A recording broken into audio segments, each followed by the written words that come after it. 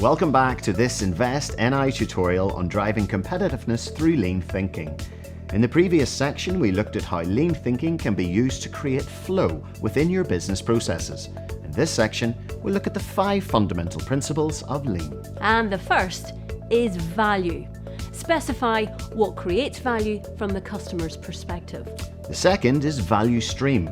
Identify and eliminate waste along all steps of the process chain. Our third principle is flow. Make the value process flow by linking all activities and processes into the most efficient combinations. Pull is the fourth principle, as demonstrated by Toyota's just-in-time principle, making only what is needed by the customer. And finally, the fifth principle, perfection. Strive for perfection by continually improving and producing exactly what your customer wants. These lean principles show that your starting point is always the customer, understanding what the customer values, wants, and expects. Oh, and more importantly, how to deliver or flow this value to the customer. When thinking about the value stream, it can be useful to think of it as a customer-to-cash loop. This loop includes all the tasks and activities from receipt of order, all the way through to delivery and cash collection. There's no point in being efficient in processing a customer order if you're then inefficient at collecting the cash that keeps the business going. It helps when depicting a value stream to use value stream mapping, a useful technique which allows you to identify each of the steps involved in your customer-to-cash loop.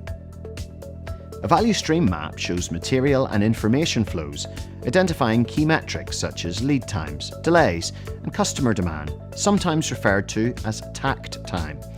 Because this is a visual tool, it's also good at getting your staff involved in identifying the issues and problems they may encounter.